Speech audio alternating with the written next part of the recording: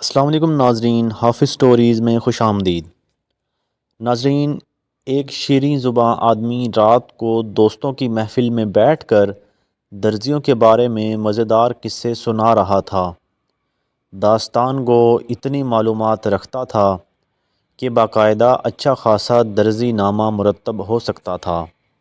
جب اس آدمی نے درزیوں کی چوری اور مکاری سے گاہکوں کا کپڑا غائب کر دینے کے ان گنت قصے بیان کر ڈالے، تب سننے والوں میں ملک خطا کا ایک ترک، جسے اپنی دانش و ذہانت پر بڑا ناز تھا، کہنے لگا، اس علاقے میں سب سے گرو درزی کون سا ہے؟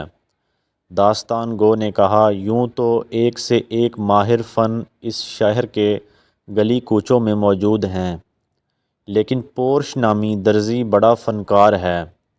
اس کے کاٹے کا منتر ہی نہیں، ہاتھ کی صفائی میں ایسا استاد کہ کپڑا تو کپڑا، آنکھوں کا کاجل تک چرا لے اور چوری کا پتہ نہ لگنے دے۔ ترک کہنے لگا، لگا لو مجھ سے شرط، میں اس کے پاس کپڑا لے کر جاؤں گا اور دیکھوں گا کہ وہ کیوں کر میری آنکھوں میں دھول جھونک کے کپڑا چراتا ہے۔ میاں، کپڑا تو درکنار ایک تار بھی غائب نہ کر سکے گا۔ دوستوں نے جب یہ سنا تو کہنے لگے، ارے بھائی، زیادہ جوش میں نہ آ، تجھ سے پہلے بھی بہت سے یہی دعویٰ کرتے آئے اور اس درزی سے چوٹ کھا گئے۔ تو اپنی عقل و خرد پر نہ جا، دھوکہ کھائے گا۔ محفل برخاست ہونے کے بعد ترک اپنے گھر چلا گیا۔ اسی پیچ و تاب اور فکر و اضطراب میں ساری رات گزاری۔ صبح ہوتے ہی قیمتی اطلس کا کپڑا لیا اور پورش درزی کا نام پوچھتا پوچھتا اس کی دکان پر پہنچ گیا۔ درزی اس ترک گاہک کو دیکھتے ہی نہایت ادب سے کھڑا ہو کر تسلیمات بجا لایا۔ درزی نے خوش اخلاقی و تعظیم و تکریم کا ایسا مظاہرہ کیا کہ ترک بے حد متاثر ہوا اور دل میں کہنے لگا، یہ شخص تو بظاہر ایسا عیار اور دغا باز نظر نہیں آتا، لوگ بھی خواہ مخواہ رائی کا پہاڑ بنا دیتے ہیں، اور یہ سوچ کر قیمتی اطلس درزی کے آگے دھر دی اور کہنے لگا، اس اطلس کی قبا مجھے سی دیں۔ درزی نے دونوں ہاتھ ادب سے اپنے سینے پر باندھے اور کہنے لگا، حضور، قبا ایسی سیوں گا جو نہ صرف آپ کے جسم پر زیب دے گی بلکہ دنیا دیکھے گی۔ اس نے کپڑا گز سے ناپا، پھر کاٹنے کے لیے جا بجا اس پر نشان لگانے لگا اور ساتھ ہی ساتھ ادھر ادھر کے پر لطف قصے چھیڑ دیے۔ ہنسنے ہنسانے کی باتیں ہونے لگیں جن میں ترک کو بے حد دلچسپی ہو گئی۔ جب درزی نے اس کی دلچسپی دیکھی تو ایک مزاحیہ لطیفہ سنایا، جسے سن کر ترک ہنسنے لگا۔ اس کی چندھی چندھی آنکھیں اور بھی مچ گئیں۔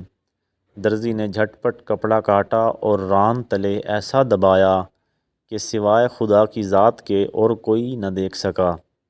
غرض کہ اس پر لطف داستان سرائی میں ترک اپنا اصل مقصد اور دعویٰ فراموش کر بیٹھا۔ کدھر کی اطلس، کہاں کی شرط، ہنسی مذاق میں سب سے غافل ہو گیا۔ ترک درزی سے کہنے لگا، ایسی ہی مزیدار کوئی اور بات سناؤ۔ درزی نے پھر چرب زبانی کا مظاہرہ کیا۔ ترک اتنا ہنسا کہ اس کی آنکھیں بالکل بند ہو گئیں۔ ہوش و حواس رخصت، عقل و خرد الوداع۔ اس مرتبہ درزی نے پھر کپڑا کاٹ کر ران تلے دبا لیا۔ ترک نے چوتھی بار مذاق کا تقاضا کیا تو درزی کو کچھ حیا آ گئی اور کہنے لگا، مزید تقاضا نہ کر، اگر ہنسی کی اور بات کہوں گا تو تیری قبا تنگ ہو جائے گی۔ مولانا رومی رحمۃ اللہ علیہ نصیحت فرماتے ہیں کہ جانتے ہو وہ ترکی کون تھا، دغا باز درزی کون تھا، اطلس کیا ہے اور ہنسی مذاق کیا ہے، کینچی کیا ہے اور قبا کیا چیز ہے؟ تو سنو، وہ غافل ترک تیری ذات ہے جسے اپنی عقل و خرد پر بڑا بھروسہ ہے۔ وہ عیار دھوکہ باز درزی یہ دنیائے فانی ہے، ہنسی مذاق نفسانی جذبات ہیں، تیری عمر اطلس پر دن رات درزی کی کینچی کی مانند چل رہے ہیں، دل لگی کا شوق تیری غفلت ہے، اطلس کی قبا تجھے بھلائی اور نیکی کے لیے سلوانی تھی، اور وہ فضول مذاق اور کہکہوں میں تباہ و برباد ہو گئی۔ اے عزیز، اپنے ہوش و حواس درست کر، ظاہر کو چھوڑ باطن کی طرف توجہ کر، تیری قیمتی عمر کی اطلس لیل و نہار کی کینچی سے دنیا کا مکار درزی ٹکڑے ٹکڑے کر کے چرائے جا رہا ہے اور تو ہنسی مذاق میں مشغول ہے۔ ناظرین، اگر آپ کو ہماری ویڈیو اچھی لگی ہو تو ہمارے چینل حافظ سٹوریز کو لازمی سبسکرائب کریں اور گھنٹی کے بٹن کو دبا دیں تاکہ ہماری نئے آنے والی ویڈیوز کا نوٹیفیکیشن آپ کو بر وقت ملتا رہے۔ جزاک اللہ۔